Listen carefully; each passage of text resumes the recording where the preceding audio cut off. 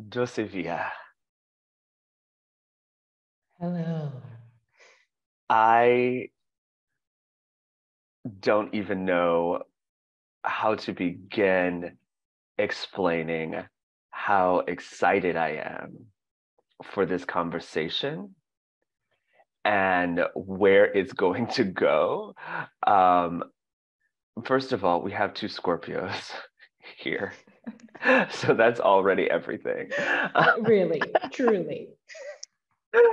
But man, I'm just so excited to commune with you, tap in. And so with that, welcome, bienvenue to the Merci Institute beaucoup. of Black Imagination. Welcome, welcome, welcome. I feel exactly where I'm meant to be. I feel like this meeting you in New York was divinely aligned, and we were meant to be in this moment together to co-create magic. And I'm so grateful. Thank you for having me here.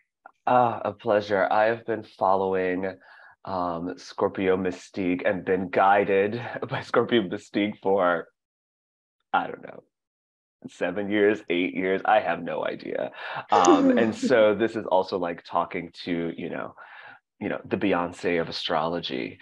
Wow, and I'm honored. I'm honored because Beyonce actually has very similar placements as me. So her sun sign is Virgo, moon sign Scorpio, and my sun is Scorpio, moon sign Virgo. So that is an ultimate compliment. Thank you.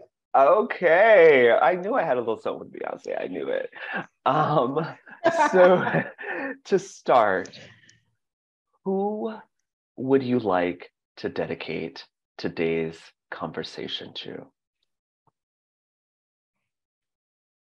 Definitely Nova and Remy, my star seeds, incredible beings of light who inspire me daily. I have the privilege of being the portal through which they came into the world.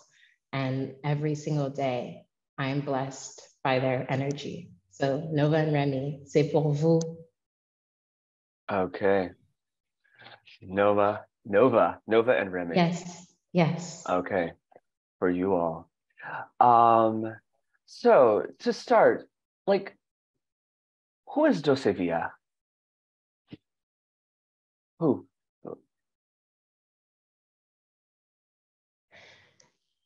I live in Côte d'Ivoire, and what's beautiful about being here is the cars, the taxis, the vans, they have affirmations on them, often graffiti affirmations, inspirational quotes. And one that I see often is DMT, my initials, partial initials, because I have a long name. And DMT is also known as, scientifically, the chemical that's released when you die. And I've been thinking about that often, like, interesting that of all the initials I could have had, mine are DMT and they're connected to that. Even now, as I'm looking, I see the number 23 on an advertisement, and I'm born on October 23rd. And I would say I am energy intrigued by synchronicity. I'm often deeply in awe at life's synchronicity. What has occurred, what's happening now, and what is to come leaves me in awe. And it's my own energy that's connected to that infinite source of creation. That's what I am. That's, I think, a beautiful kind of segue into beginning to think about signs and communication, right? I'm very much a believer in the communication of the universe, right, with us at all times, right, if we pay attention. But when did you first begin noticing that there was communici, right? Like there were actual messages coming through multiple mediums? When did that begin to occur? Wow, two potent feelings come to mind for some reason. The first one, it really intrigues me that it came to mind, but for some reason, me as a baby came to mind because I feel like that's the purest, most divine connection when we have come in an environment that allows us to tap into that, because there's all kinds of circumstances. But in my case, that is connected to the fact that there's this divine knowing that was always there. But the second activation that I really feel like everything changed was around the age of 18, around 11, 11, 11. I chose to take part in magical mushrooms for the first time with friends. And when I did, that connection to Earth and the universe became something like a veil that I can never unsee, and I can only see it more and more. So from that point on, a lot has shifted in me. And that was around the time that I started ScorpioMystique. And this was this is like 11 years ago? 2011, yes. Oh, Almost 2011, 13. yeah. Almost 13. Yeah, almost 12 now, my math. Wow. Wow. And so, let's hop into like the center of the meat. Like, let's just cut right in. What is astrology? What is astrology?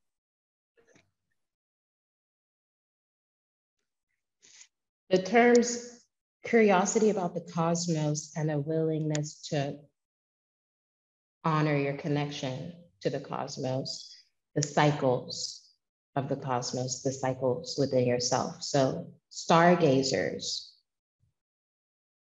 Original astrology was connected to astronomy. It was not at all separated. And our original astronomers,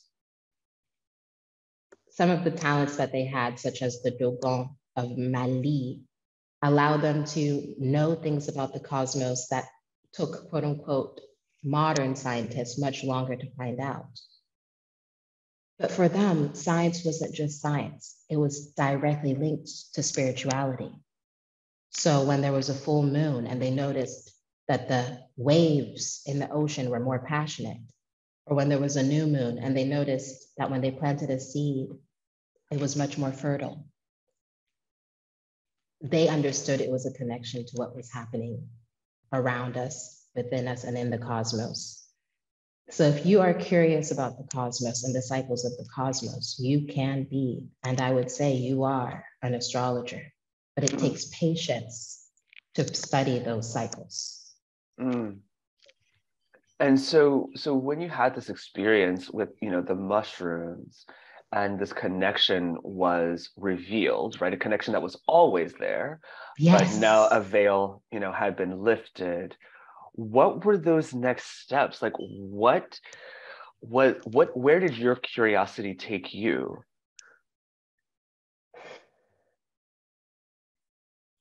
Oh, good. So I'm very grateful that I, around this time, had already been studying astrology. So what happened is that I started embodying astrology more, because previously my Virgo moon just loved taking in all the insights of, okay, the moon is in this sign, this is how it influences us, this is the best time to do money moves, this is the best time. And that's great. It really helps me on a practical level. But it was around that time that I started embodying it when I realized, okay, maybe I don't need to follow just one set path professionally, because even at the beginning of my college career at USC in Los Angeles, I was finding myself struggling when I was in work study positions that had me doing very redundant things. And that was, as you had mentioned prior, the entrepreneur in me that didn't even know she was begging to be released. And that could be seen in my chart through Mercury, Sun, and Pluto in Scorpio, Venus and Sagittarius, placements that demanded independence and self-autonomy. And so embodying my chart really helped me live the life that I truly love. And through doing that, I was like, oh, I can't really gatekeep this. I have to help others. And that's my Virgo moon. Not every human might have had the same reaction, but that was mine. And my Virgo moon happens to be in the 10th house of career. Once again, embodying my chart, being of service through something I'm passionate about, something that becomes my legacy, 10th house energy. Okay, so let me just circle back and like catch the listeners up. So this is Dossé-Via Trenou. Yeah, Trenou. Oh, Trenou, Trenou. Oui. Um, creator of not only Scorpio Mystique, but the Know the Zodiac app, which I believe is like the #1 astrology app on iTunes. Wow, I think you're speaking that into existence, but what I No, do know. wait, did I misread that? I mean, I feel like you just put me there. So Oh, well, thank it's you, gonna be after Institute this. of Black Imagination. Like, seriously, thank you for that. Y'all are the embodiments of your name and your mission. Thank you. What I do know is I believe I am the only African and Black woman astrologer to have an astrology app on iOS and Android. And I hope that's not going to be the case forever. Because unfortunately, as I talk about in the book, the field of astrology tends to be whitewashed now, which is why more and more Black and Indigenous astrologers should receive the attention and spotlight that they deserve. So thank you for giving me a platform. Oh, Yeah. of course. Literally, I thought I literally saw that like the #1 like astrology app. But you know what? I must have been in a vision. I must have been in a vision. But so, so Scorpio Mystique, know the Zodiac app. You also have a kind of like a homecoming travel agency called Magic and Melanin, Yes. which is bringing people from the diaspora back to the motherland, to Africa, to help them on that healing journey. And then you also have an EP. You are a musician as well. You actually studied this at USC before getting your Yes. master's in English at Columbia University. So like that's just like the background. So listeners know like who's talking about astrology, who is this person. But I'm really interested because we've been talking as if all of these things are like real and like factual and happening, and many people, rightfully so, are like, this is pseudoscience. Like, what are you talking about? Like, I'm supposed to be following the stars, like at the moon. Like, why should skeptics be even paying attention to any of this, or should they?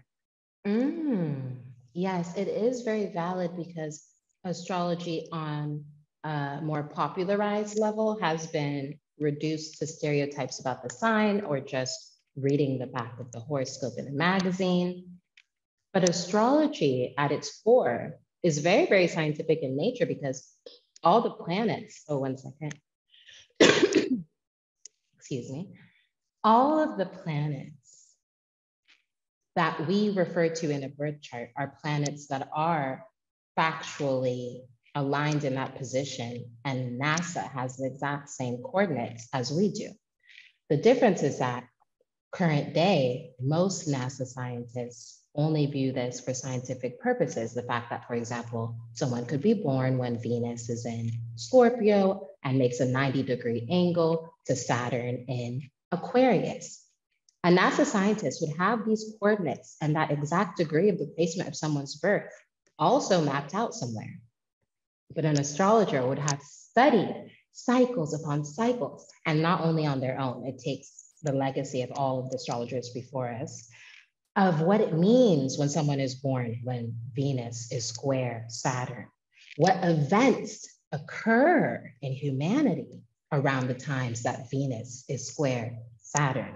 And that's actually why some of the biggest politicians dating back to, I don't even know where to begin, definitely in the BC, pre-BC area, we've had astrology used to predict major global events or to plan attacks or to plan romantic alliances.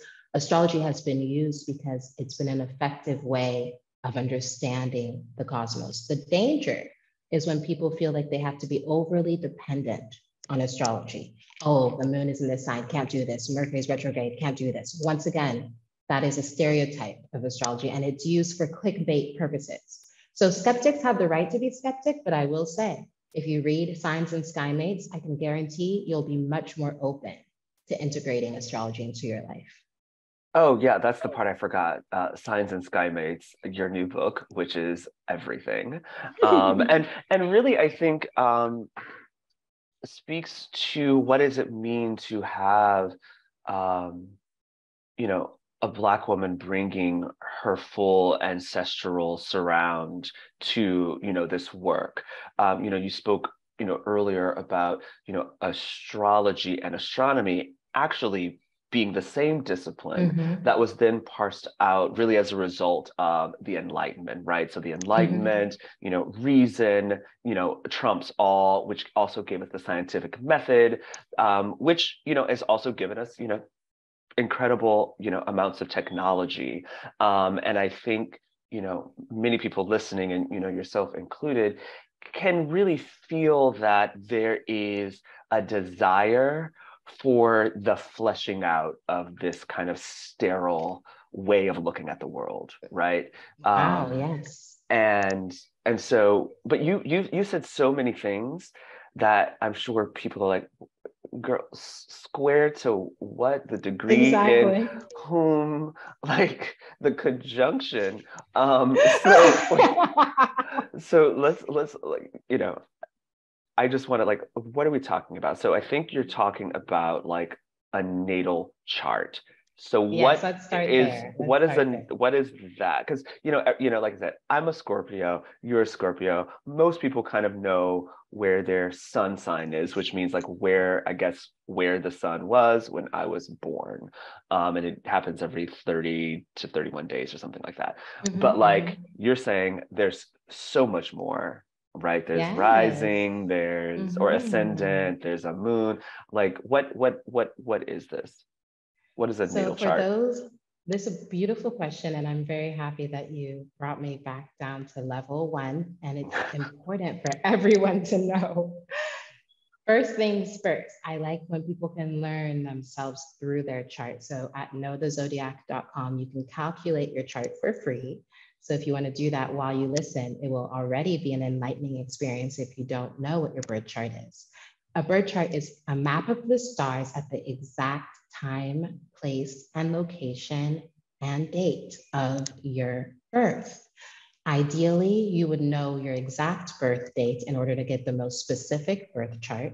If you do not know your birth date or birth time, you would want to work with an astrologer. And especially because someone asked me recently, someone who didn't know their exact birth date, that takes a specific one-on-one connection with someone.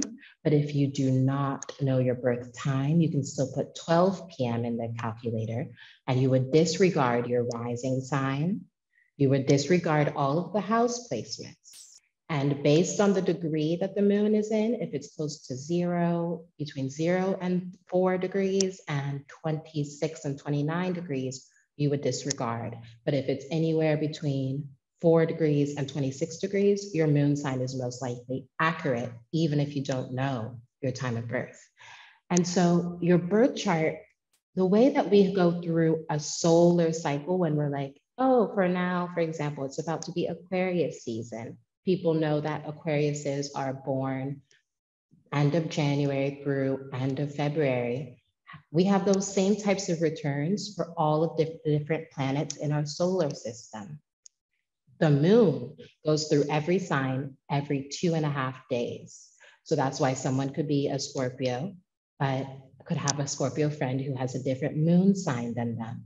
And so when they're like, oh, I don't at all relate to Scorpio characteristics when people say Scorpios are intense and shy and homebodies, it could be because that Scorpio was born when the moon was in Sagittarius, for example. So they feel much more naturally jovial and more extroverted than someone who could be born with the Virgo moon like me. So your birth chart will continue to show all of the placements: Sun, Moon, Mercury, Venus, Mars, Jupiter, Saturn, Uranus, Neptune, and Pluto. And it also helps you know what the meaning of those planets are. Knowing your moon sign means you can get deep understanding of who you are when no one's around, your intuitive knowing of yourself. And your sun sign is more your core personality. Your rising sign, which is calculated when you know your time of birth, is the impression people have of you. And that's sometimes tricky for people because it could still be very different than who they think they are. So I like to start introducing people to the sun, moon, and rising so they're not too overwhelmed. But soon after you read that, you're going to be curious about your Venus placement. Venus is a planet of love, magnetism, helps you figure out who you're compatible with, but also how you attract money. And you're going to be curious about your Mars placement, the planet of action, shows the type of way you tend to assert yourself in the world and the things you're afraid of doing. So your chart is a compass for you to get to know, I would say, the ways that you tend to naturally and subconsciously move through life, because most of our actions come from a subconscious place. So your chart reveals you to yourself. Mm.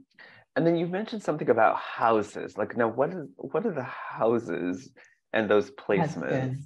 A great question as well. And I would say one of the best ways to deepen the layers of understanding after you know your sign placements is house. Once again, only if you know your time of birth.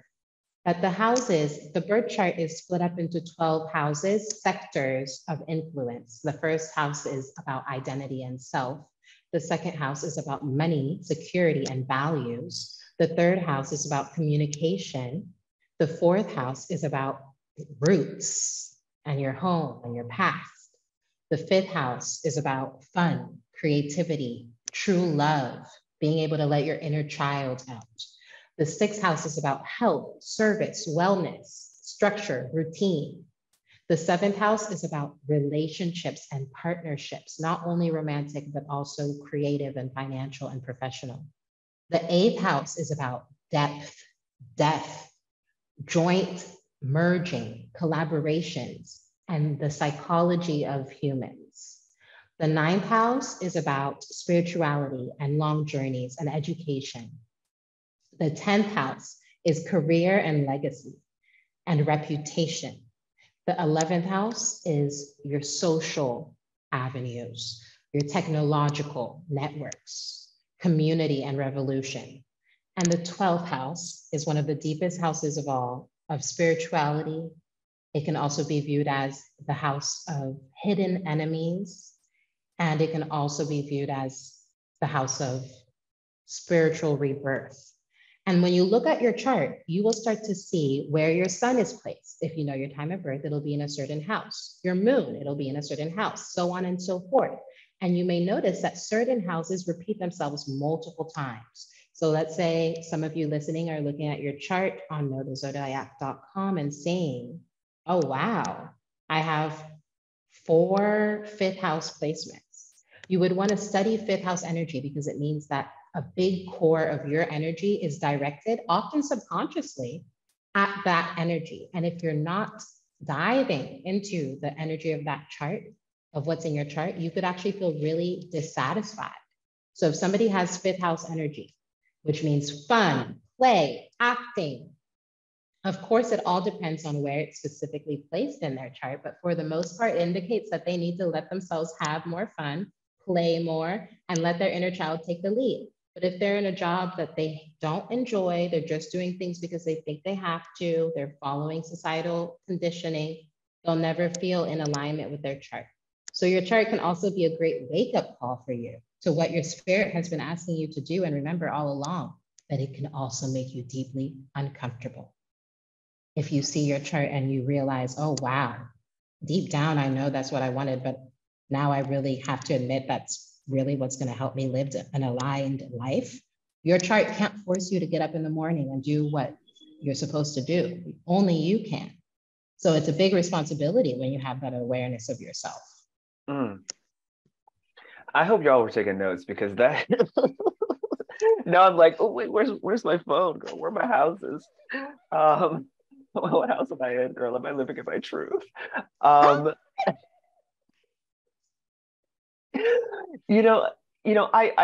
love this. I think this, first of all, you just schooled me. I'm gonna have to go back and listen to this again right after this. It's so exciting. But also thinking about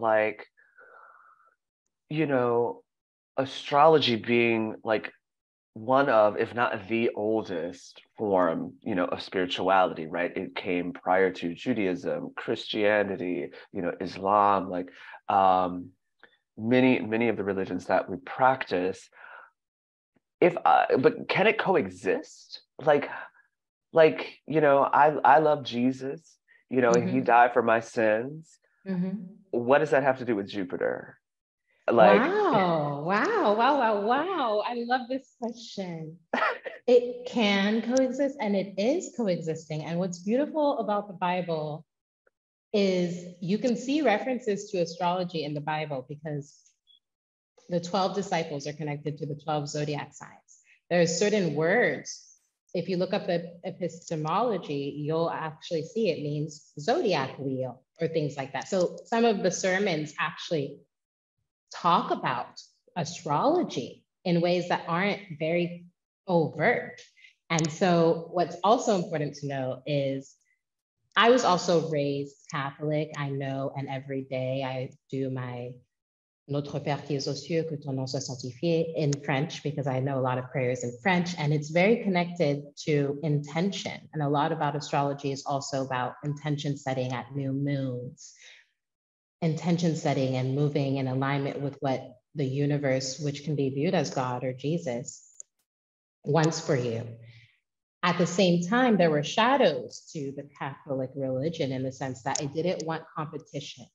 So I think a lot of this taboo comes from the fact that the Catholic Church in many ways at times acted like a business when it came to, we need to have the attention because we know that there are both light and shadows in all religion. And sometimes the Catholic Church used their religion to condition people, make them feel like they're not worthy. It happened a lot in Africa when there was enslavement in America. At the same time, in Africa, people who are still here were being enslaved in different ways, especially mentally, when they were being told they can't practice their indigenous religions, when they were being told, if you want to be saved, you have to believe in Jesus like we do. When in Cape Coast, where Africans were enslaved before going and captured before going to forcibly being brought to the Americas, there was a huge Catholic church, and the people enslaving them would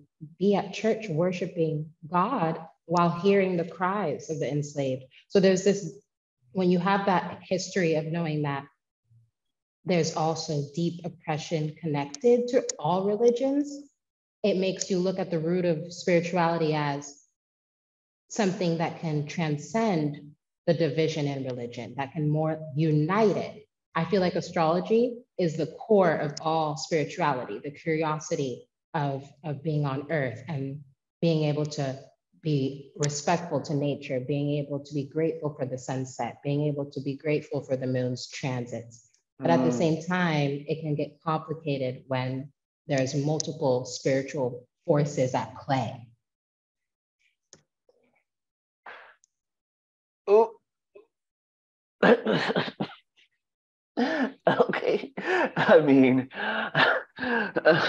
we'll get into the shadow a little bit later, but wear us out. Also, I love that you bring up the Catholic Church because I think it's interesting. I don't think many individuals realize, particularly from the Black community, that we are descendants of the Catholic Church, right? Like Protestantism is. Was the Great Division, right? After Martin Luther, 1515, so we are descendants of this legacy, whether or not we call ourselves Catholic or not.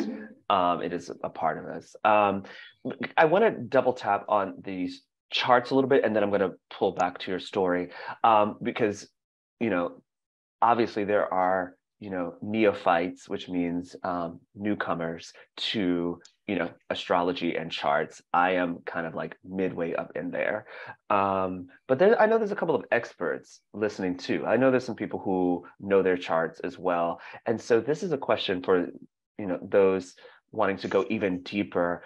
What's an often overlooked or underestimated yet significant aspect of someone's astrological chart, i.e. like midheaven, the Mars, their first, Yeah, that's a beautiful question. Thank you. Juno is the asteroid of marriage and partnership. And I feel like what's powerful is people often look at their Venus and Mars sign to try to figure out their compatibility with someone, whether it's friendship or romantic. They're like, well, my Venus is in this, theirs is this is how we might vibe. But Juno actually shows you who you want really deep down, even if it's completely different than your Venus, your social magnetism, your aura, what you tend to think you should want. So Venus is more what you think you should want. And Juno is actually, if you're really, really being honest with yourself, this is what you really want. And it took me, it was only 2 years ago that I really looked into my Juno. I had always been very tuned into my Venus and Sag and understood it made me very free spirited and adventurous and lover of travel. And it just made me think I need to be with someone who is as equally free spirited. And when I looked into my Juno and saw that it's in Cancer, it actually made me reflect and be like, maybe when I say that, it's because a part of me is afraid of what it means to consistently show up for someone who shows me how much they love me, pours into me consistently, because I'm so used to being of service. So I really sat with that. And then as I was setting my intention for the type of partner that I wanted to bring into my life, I allowed my Juno placement to inspire me. And I used those traits as I wrote about who I would want. It was during a new moon. And shortly after, I connected with a Cancer. And it's been very amazing to see how setting an intention and allowing the Juno energy to teach you can bring partners into your life that have healing aptitudes. So look into your Juno placement and allow that energy to teach you and transform you, even if, and especially if, it's a sign that you always thought you would never get along with, or that would, or the opposite, that you thought would be too clingy or too much or too emotional. There's something for them to teach you if you're willing to learn. Mine must be a Gemini girl. Anyway,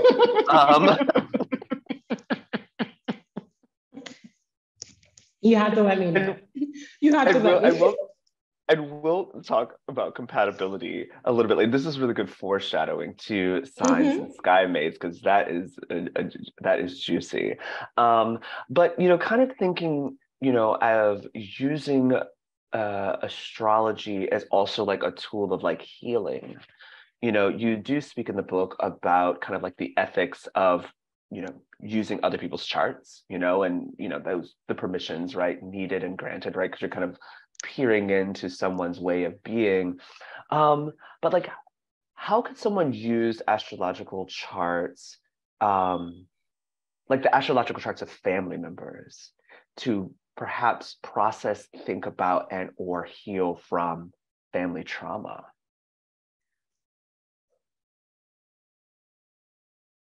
You are very, very, very much aligned with where I'm at in my life too, because writing this book was so vulnerable because I opened up about my relationship with my own family and how astrology helped me work through it.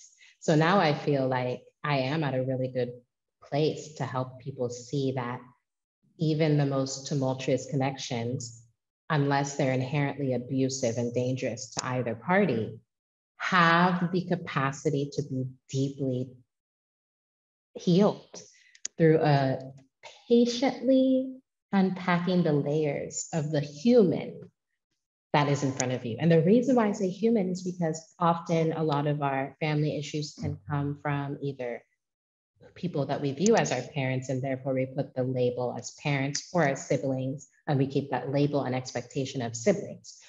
First thing about astrology is look at the person's chart on a human to human level first. Get to know who they are and their inclinations and their desires on a human to human level. Release the expectations of the label first. And when I started doing that for my own parents, it really helped me so much, because it helped me figure out their inherent patterns and how some of it aligns with me and harmonizes. An example could be that both of my parents have a lot of Cancer energy in their charts, even though my dad is a Taurus, my mom is a Leo. They both have a prominent amount of Cancer. And my Mars sign, the planet of action, one that rules Scorpio, is also in Mars. So we have that natural family healing, intuitive connection that allows us to have cute moments in the family group chat. However, because Taurus and Leo square off with Scorpio energy, and I talk about that in the book, it forms a 90-degree angle of more friction. We often, especially when I was younger, would butt heads, and it would cause tension and cause drama. So when you have an awareness, for example, of, okay, these are the key planets, these are the key ways they tend to act and move, you're less likely to take things personally, and you're more likely to put yourself in their shoes and get curious. But it's a two-way street. If one person wants to use astrology as a tool for healing and the other doesn't even want to give it a try or thinks that, you know, it's not real, it's not going to be as easy, but it can still help you heal individually and on someone else's timing. Maybe they'll be open to it too, but it can still just help you find closure, be like, okay, I see, and this is what I have to do. Just because you understand someone doesn't mean you have to give them permission to have access to your energy. And always, if you want to set the boundary because you know that someone has a certain inclination, you have the right to, but it's up to you to figure out, and your chart can help you, the best way to do so in a way that has empathy for the other person. Astrology at its core is supposed to facilitate empathy, but the dangers of it on a mainstream, overly generalized level is it does the opposite. It leads to people categorizing everyone. They're a Gemini, they're a Scorpio. I'll never date a Sag. I'll never be with a Libra. It's very dangerous. And I really hope that we're going to move past that this decade and just never return to that world. It's a very dangerous world. Very dangerous world. I'm not even joking about how dangerous it is. But why is it dangerous? Like, what's the, I mean, you mentioned in the book the shadow side of astrology. Like, what? We see these Black Mirror episodes and things like that of how people can, you know, cast people out for reasons and social codes and credits and things like that. And I feel like people's subconscious views of the signs, when stereotyped, leads to them pushing away relationships that could literally be a catalyst for everything they wanted. And it also leads to them forgetting that in their own chart, they most likely have. Everybody has a little bit of every sign in their chart, even when you don't see it, because there's different seasons of the zodiac. Whenever it's Gemini season, a certain part of your chart that has Gemini is activated, etc. And so astrology is more holistic than people realize. It really is about the integration of all of ourselves. So when we reject one sign fiercely because of past experiences, that doesn't mean your pain is not valid, but it's a human to human related pain. You cannot attribute it to one sign. And so when we reject signs based on that mentality, we reject ourselves. I guess, girl, it just sounds like you've never met an Aquarius. So well, to prove my point, my Saturn is an Aquarius. So I just made it and am making it through my Saturn return in Aquarius. So it means that I'm supposed to learn from Aquarius energy. People born around 91 through 93 also are going through their Saturn return in Aquarius, as well as people around the age of 60. So my mom and I are going through our Saturn return at the same time, and people around the age of 88. Every 29 years, Saturn returns to the position you were in, it was in when you were born. And it helps you go through a spiritual glow up, but it doesn't come easy. It comes with a lot of tough lessons and growing pains. Not everybody even feels like they can make it through. Oh, I must be right there. I think I'm right. Yeah, I think when I started in 2019, sounds about right. Yeah, Saturn be so fierce. Ugh. It's like you know, eclipse season. So, you know, kind of pulling it to, you know, your own life story and you know, trajectory, growing up, in Paris, starting in Paris, and then really kind of coming of age in Atlanta, going to school, West Coast, coming back East Coast. And then I even remember like when you moved to Africa, right? So you've been touching a lot of continents and experiencing Blackness in a multitude of ways. How has that, experience really shaped your point of view of the world, right? Because you're understanding yourself in your body, right? Your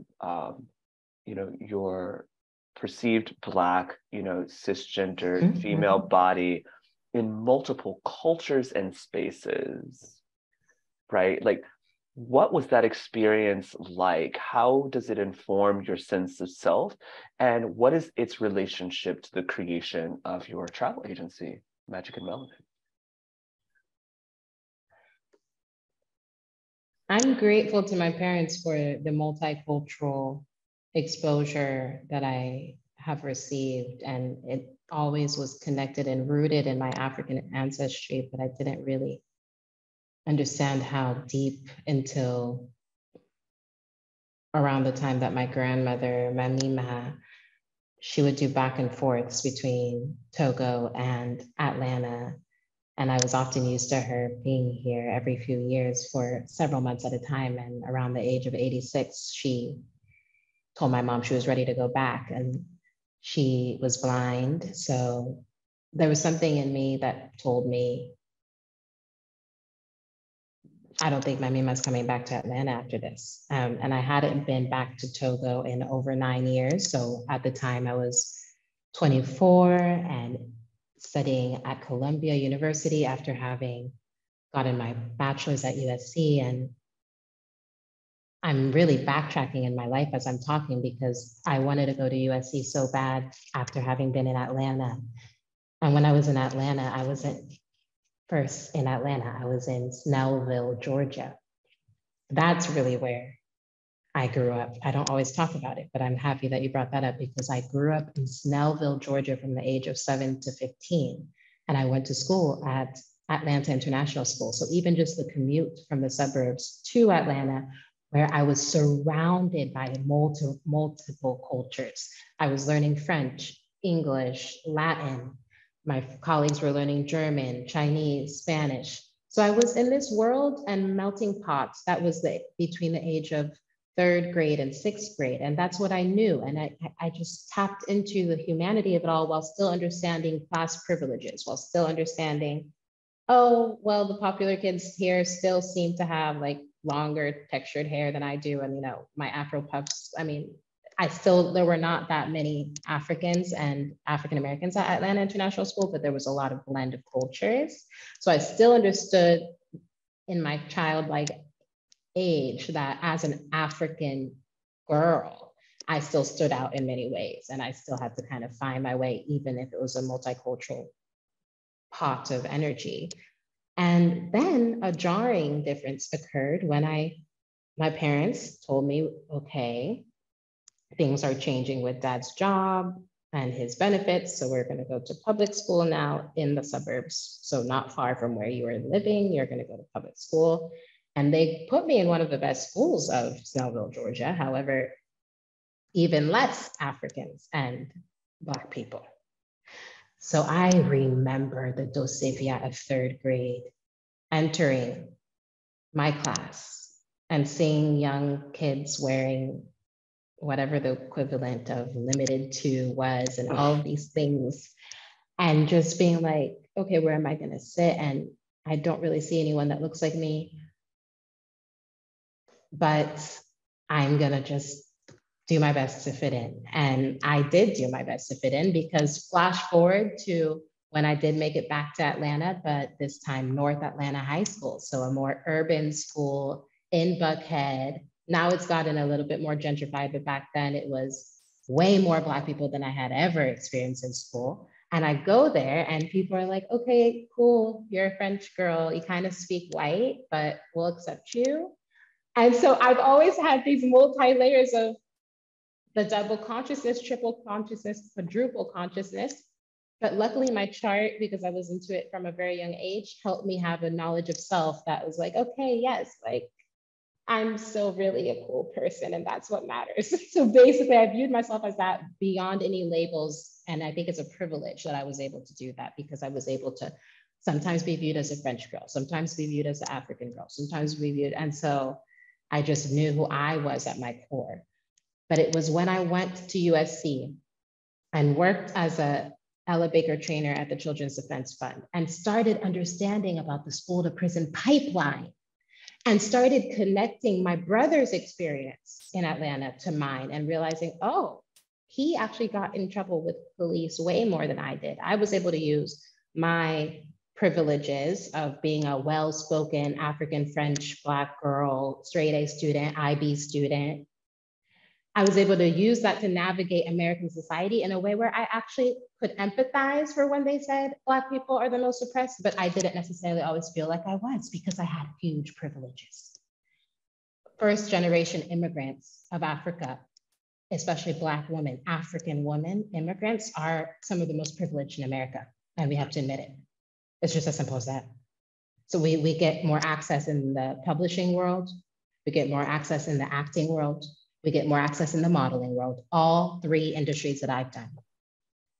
And when I was activated by the Ella Baker trainer experience and saw the experience of most African Americans and their ancestry who did not get to have the connection to Africa that is as direct as I did, it made me think, why am I taking that for granted? I haven't been to Togo in 9 years. My Mima's going back and she's not coming back. And so I felt a call. And I went. It was supposed to be just for vacation, and it turned into, I need to move back. Me being pregnant with my second child also was like, okay, that's where I want to raise my children. And I also was like, my friends, they came one day with me. And it was on that trip when I saw their joy, and it was not always joyful. It was also moments of deep pain as we had to face the truth of the return. It's highs, high highs, and low lows, and feelings that come up, and wondering what home means, and all of these feelings. I was like, okay, Dossé, you know that you have to help others come home. Like, you know that this is part of your mission. And so we just celebrated Magic and Melanin's 5th year, just on the 16th of January. And I'm really grateful. Whew. That is incredible. Congratulations. Thank you. You know, shout out to listening to the call. You know, and I'm right there with you. You know, it's actually part of the long arc of the Institute of Black Imagination, is actually creating a scholarship that allows for individuals to return back to Africa, because it is so just important. You know, let me see, I think I went in 2015 on a flight deal, girl. Like literally, I found some random flight deal to fly nonstop from New York to Johannesburg for like $5.95. It was crazy. And I was just like, sure, I'll do it. Like I was just like, I think I have that money. Like, let's go. I landed on my birthday. I timed it so that I would land in South Africa on my birthday. And, you know, and outside, you know, I don't want to like over romanticize or, you know, a story, right? Like everyone has their own experience. But what I did see was, you know, one, obviously just the importance of travel is just immensely important, right? Just to understand the ways in which other people live and move, right? Like I remember going to China and was like, I can't believe all these people are going to hell. Like this doesn't make any sense. Like, you know, it was like, you know, because once you see, you're like, some things you just have to question. But anyway, I digress. But like being on the continent and being a Black American, you realize that you don't realize what you've been kept from, right? Because if you don't know, you're missing it, but you don't know that you've been missing a sense of like home, or that you've actually never been seen. You've actually never been seen in your entire life. You've been living your entire life thinking that you're, whatever. Nobody's actually seen you because you're not in an environment where people have the cultural memory to remember you, right? And so I go to South Africa and I'm sitting at this like barber shop slash bar slash car wash, as we do. And I'm sitting there with two African women and they're like, I don't know, your temperament, I think maybe your people are like from Swana, but like but definitely not like, no, not Xhosa, but and definitely not like Zulu, because you're not like, kind of warrior. Like, and so they're picking the pieces of me apart, right? The quality of my skin, my temperament, my cheekbones, my neck, because they have a cultural memory of it, right? To associate it with. And so one, seeing how after even 400 years, like it's still there, but two, you're in a place where people can actually see you. And I found that to be absolutely fascinating, to realize that there's a large population of people, in the Americas who've never been seen, and not realizing what they're missing out on in the process of actually being visible yet invisible. Visible, but not seen.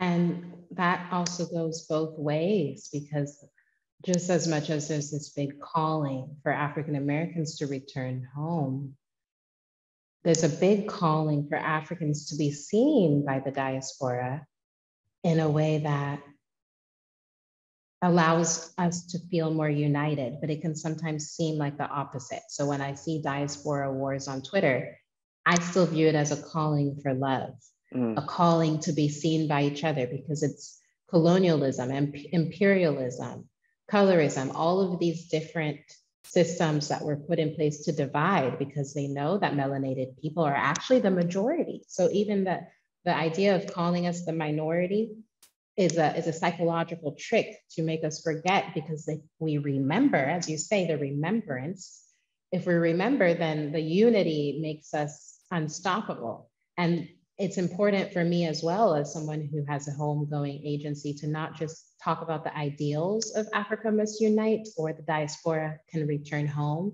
but the practical implications. And one of the biggest things that causes the division and the tension, and a lot of critique of the diaspora returning, for example, to Ghana, the whole year of return, the dangers of that is that there's still the dollar privilege. So what's trippy for African Americans is that they go from a society where they've been told, and they see valid truths that show that they are disenfranchised in America, they are viewed as second-class citizens, that they're mistreated and abused, to a society and world where, because of the access to the dollar and the fact that a lot of African countries have currencies that are much, much lower in value compared to the dollars, so therefore the dollar has higher buying privilege and buying power, it causes an inherent inequity, a financial inequity. And that's where we need to figure out some sort of equilibrium and have these open conversations if we're gonna establish this continued return.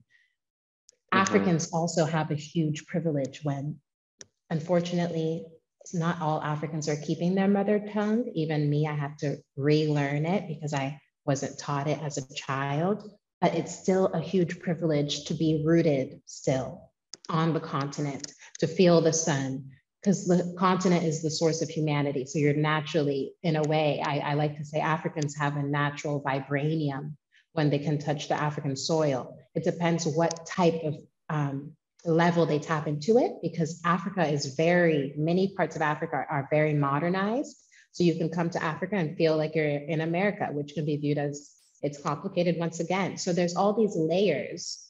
And if you're open to the layers when you return, both as an African and as an African American, and understanding that you're looking at your mirror, beneath it all, we are the same. And so I hope this decade also helps bring us from diaspora wars and continental wars to true healing and unity through having conversations like this, the uncomfortable ones, and being aware. Yeah, absolutely. It's a really interesting because you also, you know, at least for me, also realizing like, oh shit, how American you are, right? Like, and the ways that Americanness shows up, like wanting to, interrupt people or like have your voice heard. And it's like high level of individualism, like all these things, still show up, in the content, which can be very jarring, which creates these Oh, tensions as yes. well. Oh, And yes. what I love though was like in those spaces of tension, there was a real desire to connect. There was always kind of rooted in love. And so even though these tensions would happen, you could walk away, kind of holding hands in a way. And it's kind of like two like estranged cousins who were Oh, told yes. stories about each other because their mothers hated each other or something. And now they come together like, oh, actually, you're cool. Like, you're cool. Like, you're family. Like, oh my God. Um, Exactly. but but tapping a little bit into this experience you had once you returned to the continent, it also brought up, some of your own kind of romantic challenges, that became the dissolution of your relationship. So kind of Yes. thinking about compatibility, like what was that experience, and kind of guiding us into the creation of your book Signs and Skymates. Ooh.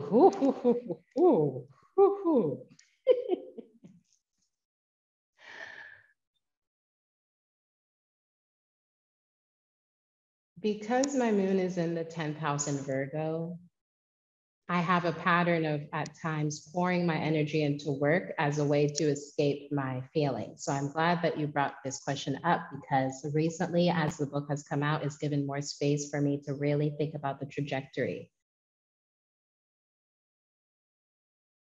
And one thing I would say is going back to the motherland connected me more to my spirituality and allowed me to hear myself more. And it also led me to have more non-negotiables.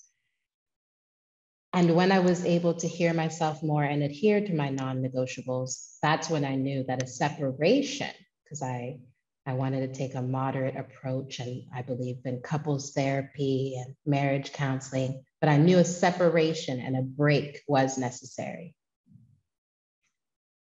But alas, there's still pride, there's ego, there's influences, external influences. And the one thing I wish, because it's retrograde season, so it's good to reflect, that younger Dossé-Via and my partner, the father of my children, could have learned more, was tapping into community, because we went from living in our New York Harlem apartment with our 1.5-year-old daughter to having moved into a compound not far from my grandmother's house, but still a lot of attention from other people on us, because we're the Americans coming and we have these plans to bring them people back to the motherland, and not everyone has the same social economic status as us. And so there was a naivete that we kind of had, kind of like what you said about the Americans. And we're like, we're coming, this is our new adventure, this is us. And the tapping into the community in an intentional and selective way means tapping into my elders and learning from them. And through that knowledge, we could have probably had an even more protected union. However, I'm very happy for everything, even though it's been a lot of moments of pain. I definitely can say pain. I'm now at the part, because me and my children's father are both going through our Saturn return in Aquarius at the same time. And there was even a time in one of our previous co-parenting conversations where he reminded that to me. And he said, I know it's been challenging on a personal level. We've done a really good job as co-parents, but I know that we're both still healing from our separation, but also remember that we're going through our Saturn return. And that was very interesting. I was like, okay, well, like I really let my ego go at that time. And I was like, That is very true. We are going through a Saturn return. And so writing the book was to help other people. I got married at 23 years old. I became a mother at 22. And I learned a lot since then. And now I'm 30.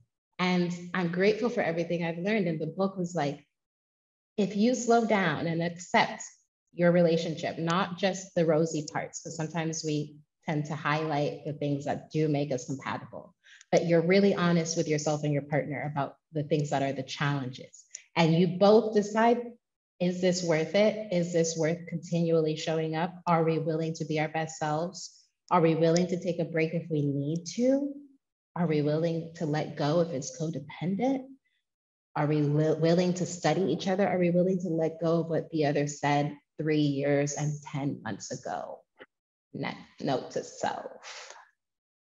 So I'm able to hug past Dossé-Via and hug my past husband now, because I do feel like our destiny was to create Nova and Remy. And also he helped me in a huge way with Magic and Melanin and ScorpioMystique and Know the Zodiac. And I've also poured into him a lot. And so I'm grateful now while the pain still exists. And Signs and Skymates became an offering to help other people through my own experiences as an astrologer, but also as a human. An offering, it is, you spoke a little bit earlier about compatibility, but I think you have a really interesting take on compatibility. How do you define compatibility?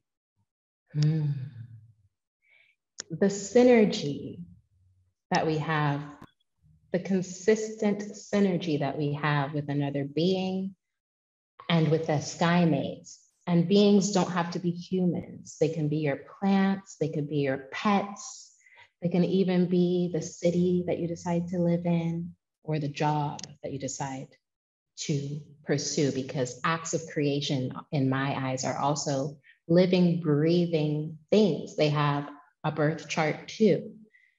So that's why business astrology is great. If you want to be an entrepreneur and you want to choose a path that feels good for you, being clear on the date that you start your business can have a big influence on how compatible you are with your business. I was just looking up my birth chart for when I started to know the zodiac, and it's a Taurus. And I'm like, this really does explain the more slow and steady, but yet very consistent approach I have to it.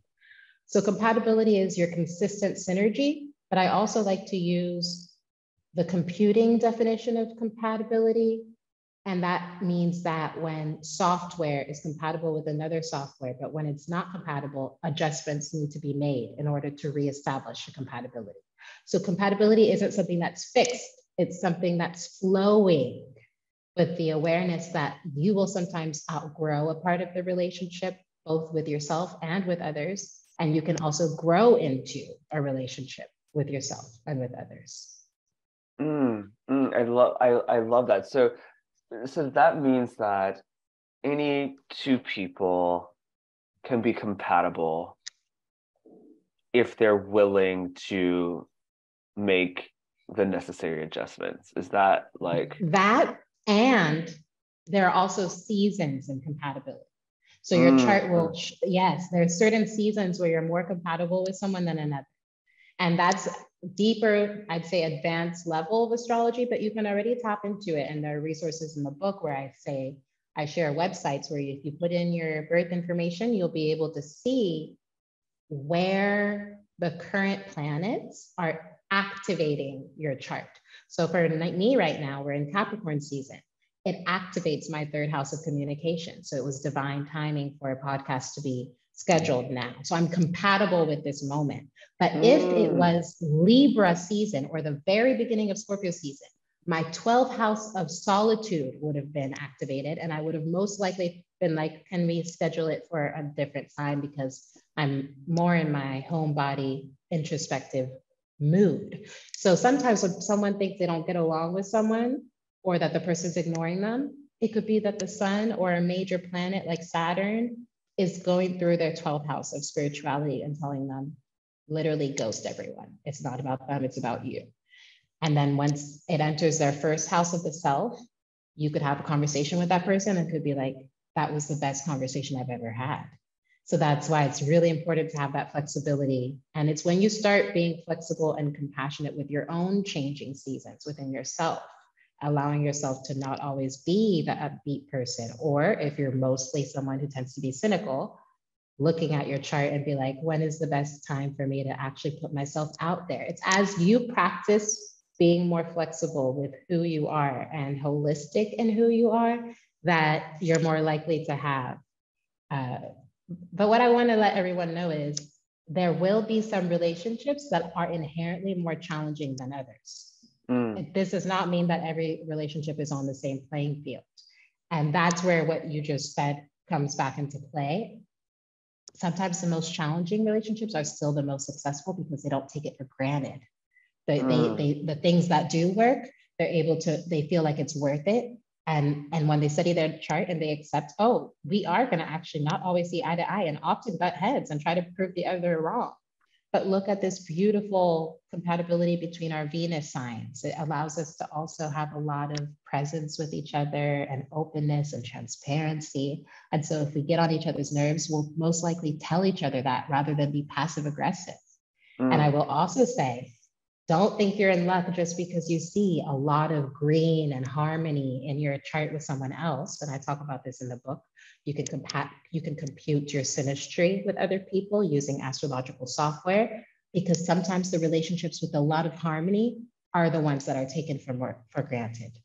So it's always a matter of showing up and also being honest when you don't have the capacity to show up. So you keep someone in the loop if you need space, if you don't want to do the work.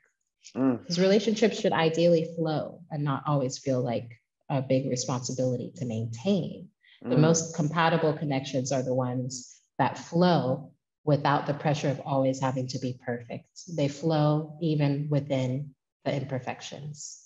And you mentioned earlier, and it might have been even before we started recording, speaking a bit about like the orishas. And so this is what I really love about the book is, when I speak about, your kind of Black womanhood, let's just say that, you're not just pulling in like kind of like Greek mythology based, astrology, right? Like you're actually tapping into our own African rooted like I was going to say astronomy, astrology as well, and specifically the orishas.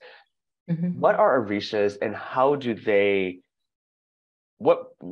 they mixed up in this? What role are they playing, and how are you using them, just for lack of a better term, to help translate the stars? Yes. Orishas are West African deities coming from the Yoruba religion or spirituality. Yoruba people are from the region now known as Nigeria, Togo, Benin, and the Yoruba spirituality was brought to the Americas during the transatlantic enslavement trade and is highly practiced in countries such as Brazil and Cuba. And at the basis of the Yoruba religion, it's more of a deity system where there's the creator, Oludumare, and the orishas are emanations of the creator's energy.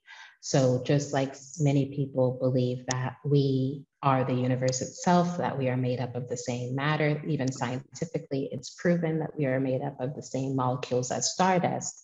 That's a good way to look at orishas. Each orisha was sent to Earth in Yoruba spirituality and cosmology with a specific purpose and ability and power.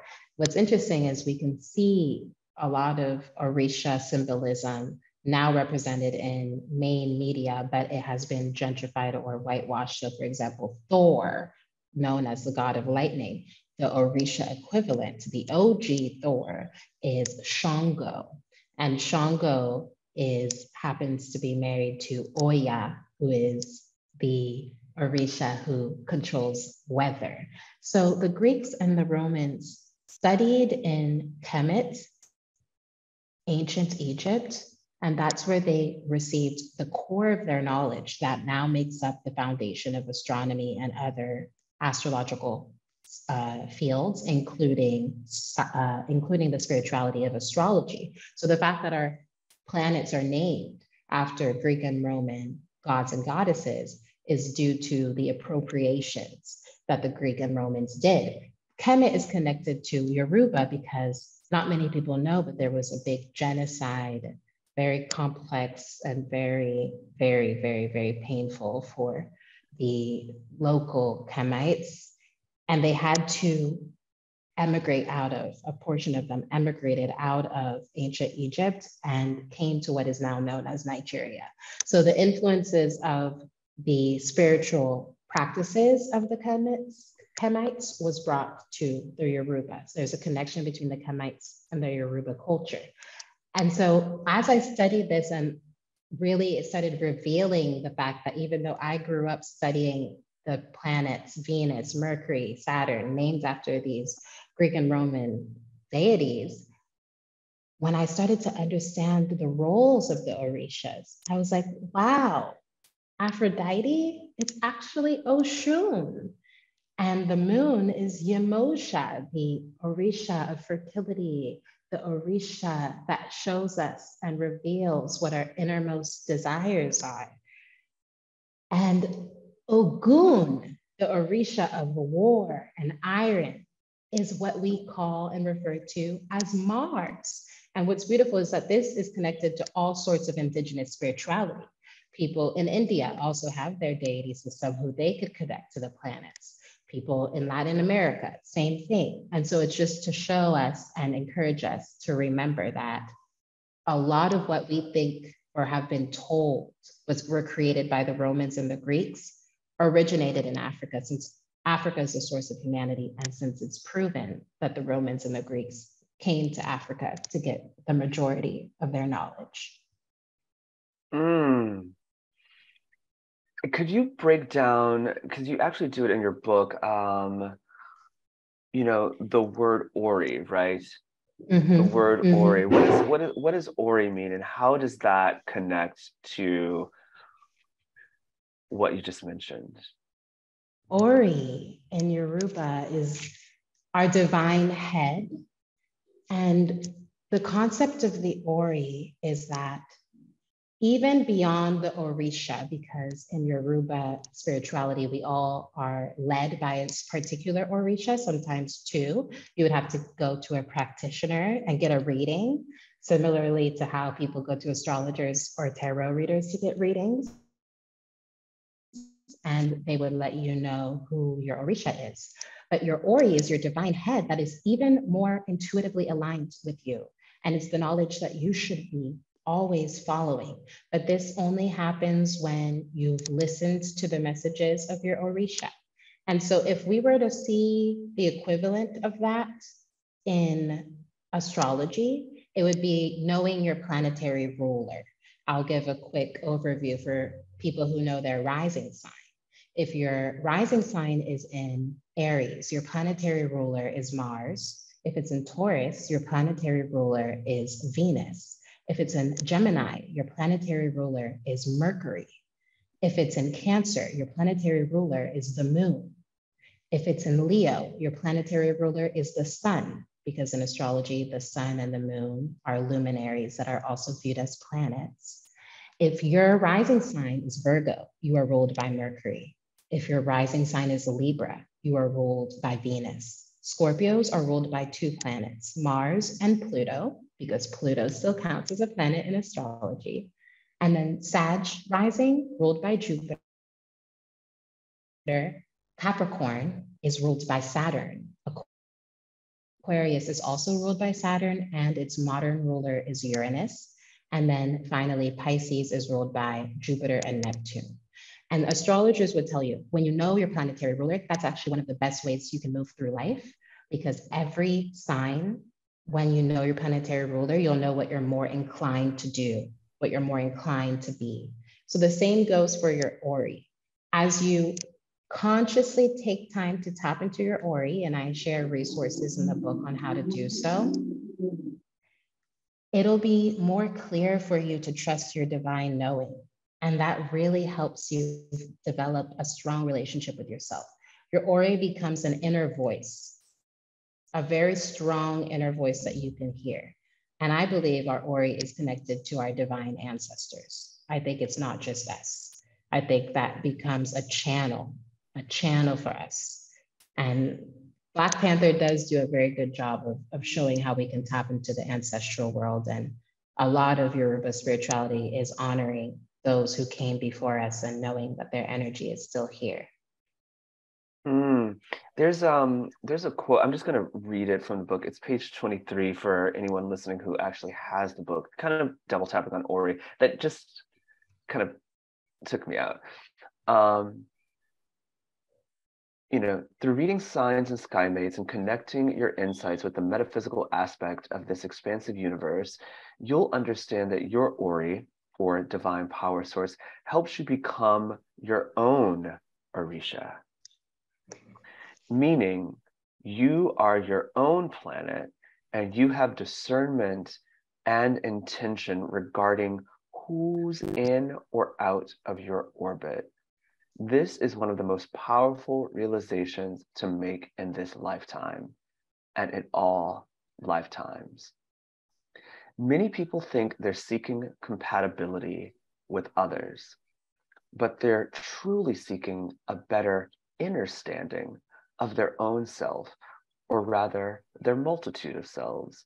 They're seeking to become more compatible with themselves and thus with life. And that, it just blew my mind. Right? Like that, first of all, folks who are listening, this is full of all types of downloads. But like really, like that was such a really beautiful centering piece, right? Like understanding that you are your own planet. And just like any planet, right? Like your gravitation, your gravity, your vibration, the waves that you're sending out attracts other planets, right? Yes. Other bodies, other pieces of mass, right? And so, so by tapping into your Ori, you then get to see in real time, by just observing who's around you, where you are and what you're allowing for, right?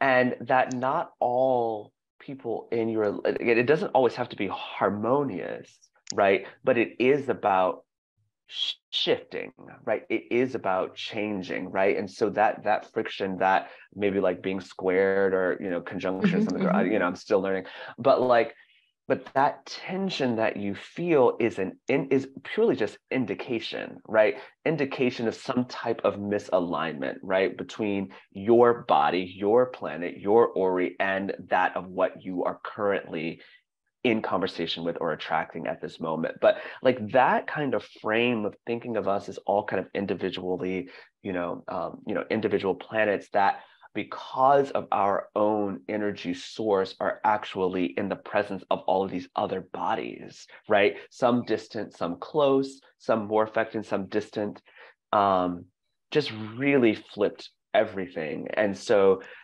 and also kind of reifies this idea of like compatibility, or redefines this idea of compatibility, because ultimately those lovers, right? Yes. Or that lover is also a reflection or a part of your own gravitational pull. Exactly. Right? And, you can remove judgment, and really listen to your own emotion and feeling, which lets you know how to adjust in any situation, right? How to adjust in any situation. Yes, And so, and I love that. You really understand. Yes. Yes, and it allows you then to become your own astrologer. yeah. Because my goal as an astrologer is, to present a key and people realize that the lock is within themselves. So it's cool that they can feel inspired by my readings, but their internal navigation system, their own navigation system has the power to guide them, and their chart especially. So once you understand the language of the cosmos, then you become a student of it, because I'm still a student. I learned so much about my chart on the daily, and then astrology has so many layers. There will become a time where you don't need to know specifically what sign the moon is in. You don't need to know exactly when the next retrograde will be. There will come a time where you truly embody your chart, and you know when your body is telling you it's time to take a break from this friendship, or it's time to apologize because your spirit is seeking to mend this relationship. And it's very powerful. It's when we trust ourselves on that level that we start attracting really the connections that, and the ones we attract can still have tension, because the tension is here to teach us something too. And if we're willing to work through it together, it can lead to a bigger breakthrough than if we had feared it and run away from the tension. So get curious about where the tension exists in your relationships, and get curious about where the tension exists in yourself. That's also one of the best ways to work through jealousy. And jealousy is a very valid emotion, but sometimes we've been conditioned to protect ourselves whenever we feel jealousy from others.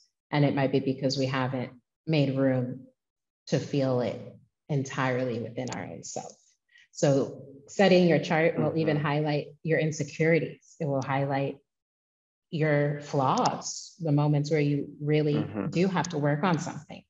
And so once you're able to look at yourself that way, you're less likely to push people away because of the same flaws or different flaws that exist in them. That doesn't mean tolerating abuse. That's my one disclaimer for all of these things, is when it's abusive, there's no negotiables.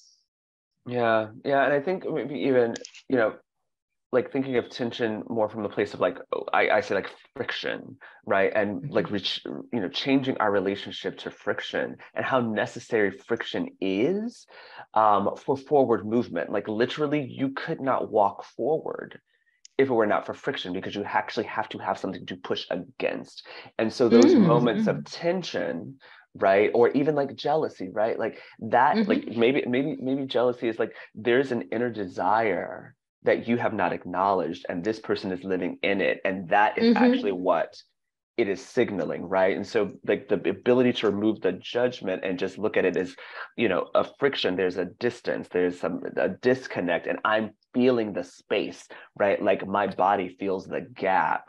And so what is this, trying to teach me? But knowing that its presence in your life is the only thing that is going to push you forward, right? Because if you spoke earlier about relationships that feel so blissful and wonderful and lovely, and then you end up taking them for granted, right? Because there have not been those muscle ruptures, right? Which is the only way to actually build muscle, is to actually tear it apart so that it can heal and come back stronger. And so, really reshifting and rethinking our relationship to tension or friction, or just really listening in on our emotions is like such a helpful tool. It's our inner barometer, right? That's really kind of guiding us and letting us know how to navigate. I have one, like, wrapping it up, girl, because we've been in the stars. We have actually, this is actually so beautiful, because we look at the Institute of Black Imagination as a place. Did we lose her, KT? So, Dossé, this conversation has been absolutely incredible. Like absolutely incredible. Thank you so much. I just have a couple other questions, and I will return to you your evening and your children. So, I kind of want to pull, we've been in the skies, and I kind of want to pull us down into, the reality of like the lived experience. and thinking about the forces outside of just the planets that may be affecting the way in which we're showing up in the world. Two of those biggest forces are patriarchy and capitalism.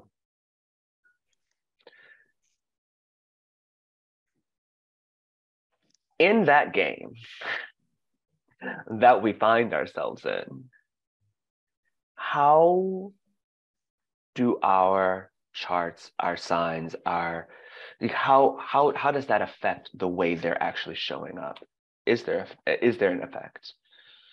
Oh yeah, wow, powerful. I'm really happy you asked that question.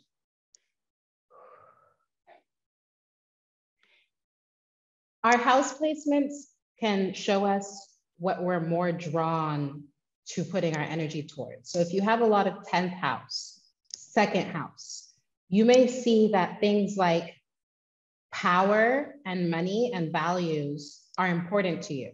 So therefore, there might be certain systems in life that actually are more at your benefit.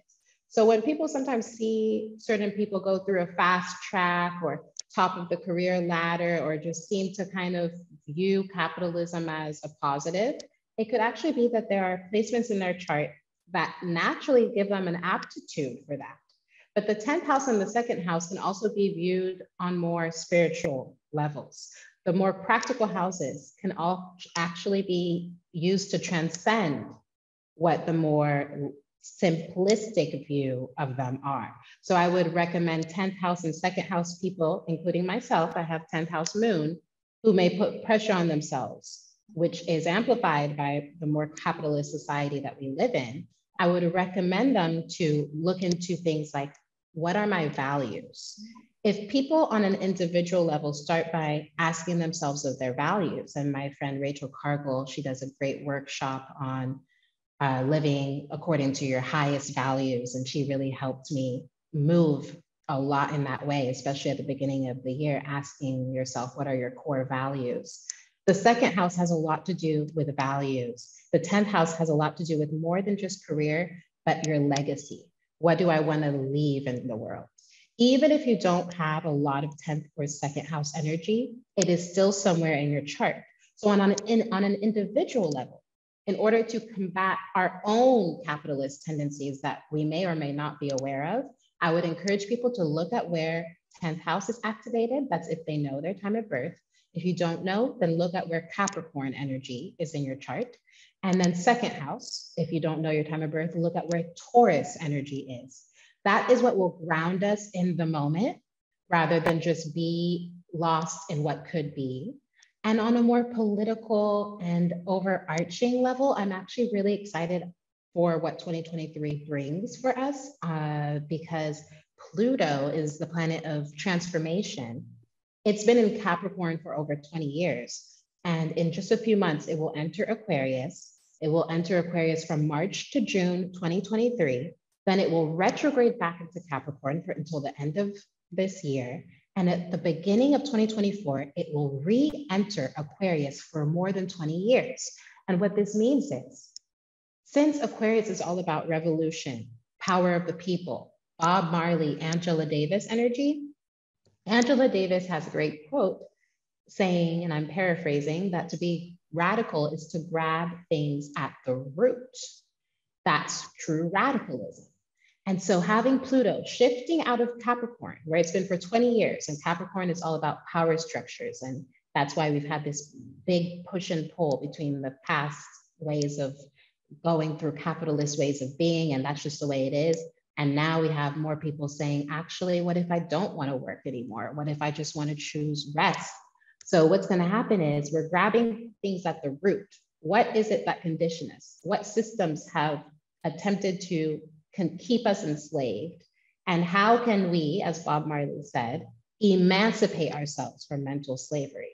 That is what Pluto and Aquarius will teach us for the next 20 years. And we have Saturn, the planet of challenge, leaving Aquarius on March 7th, entering Pisces until 2025. To have this connection of Saturn in Pisces and Pluto in Aquarius, Saturn wants us to choose love especially when it feels like the opposite of what we should be choosing. That means we're going to enter a world where two of the most opposing forces, let's just give an example, Democrats and Republicans, vaccinated and unvaccinated, will have to look at each other and learn to love. It seems scary. It seems impossible. We can list all the things that so-called Democrats said, all the things so-called unvaccinated said, vice versa, that would make us want to hate. And Saturn will say, I command you to love. Will it be utopia? No. Pluto will be in Aquarius, a completely different sign in Pisces. The tension, the friction will still be felt. Will we make it through? Millions of humans have made it through astrological transits. It's those tensions that have led to the biggest breakthroughs. So I believe that as a collective, we are exactly where we're meant to be. We need to take things breath by breath. And the more we stay connected to nature, the more capitalism naturally becomes less influencing. It's less of an influence on us. That's one of the biggest life hacks for us to know. The more we connect to nature, the more our internal navigation system increases.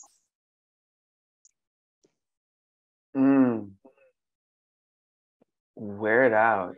I love that Pluto kind of like just peeking in and then like oh, no, not yet. And then like goes full throttle, right? Because it's really like a pre-paving, right? Like Pluto's like, let me just give y'all a taste of what's coming.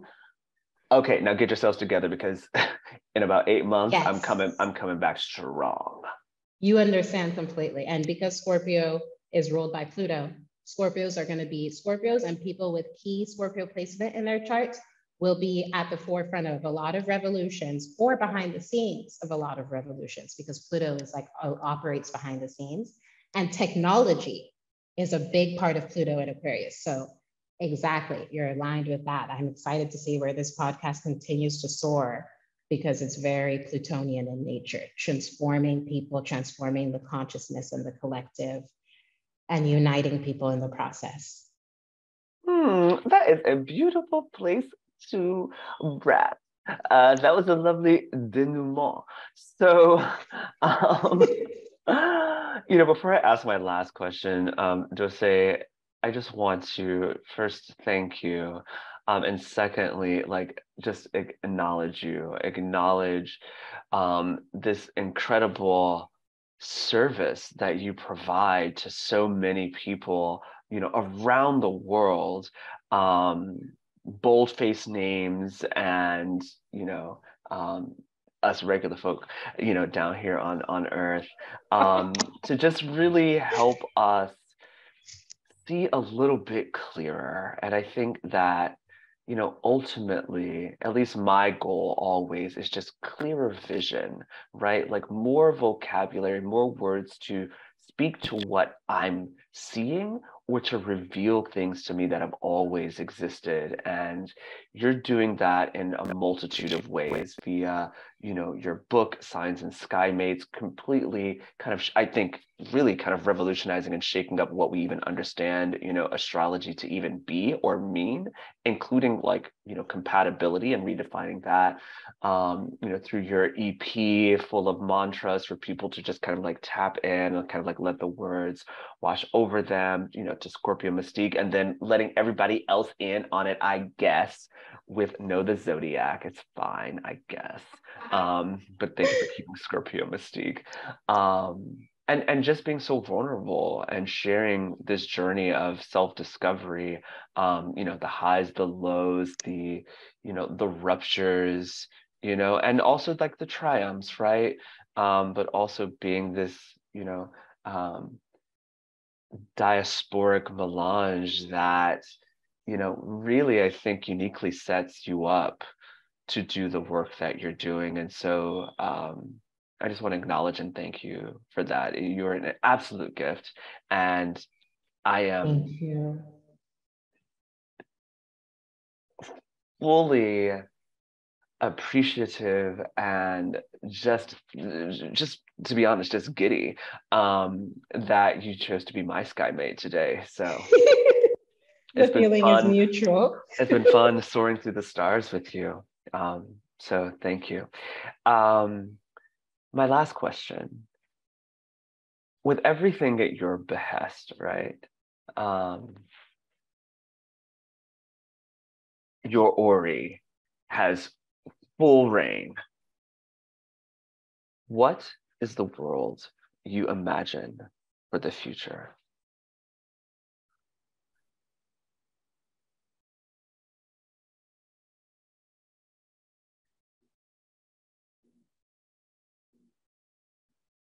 I see lush greenery and collective gardens. I see a universal passport. I see healthy, toxin-free water that is free for everyone. I see sustainable reparations that acknowledges the trauma that certain populations and cultures have systemically experienced, and that aims to remedy it through accountability. So that looks like governments who systemically enslaved or disenfranchised people are consistently giving grants for descendants of the enslaved to be able to return. The governments themselves are aware that this is what they must do. Unlimited grants, infinite amounts, until the return is as normal as us breathing. I see mothers and anyone who chooses to birth children being able to do so in the safest and most harmonious environments using indigenous methods and plant-based healing, very, very low mortality and maternal death rates because of the reconnection with our ancestry and the inherent knowledge that we are vessels of life, and those who choose to breathe life in different ways, not through motherhood, have the free reign to do so because they're not crippled with questions of when their next meal is coming. I see us living in a world beyond money in the way that we know. We can return to bartering, we can return to cowrie shells, we can return to looking at each other and being a gift through our presence with each other. And of course, my kids are about to come in just as I say that, so. Divine timing, it works out every time.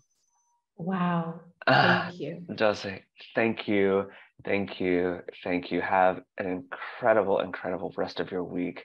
And thank you for sharing your gift, your time, and your vision with us at the Institute of Black Imagination. It's a true pleasure.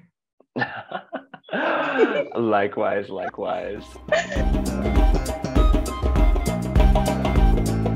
I don't know about you, but Dossé-Via has me here in my dining room with a ruler and a compass and, a telescope, really trying to figure out my birth chart.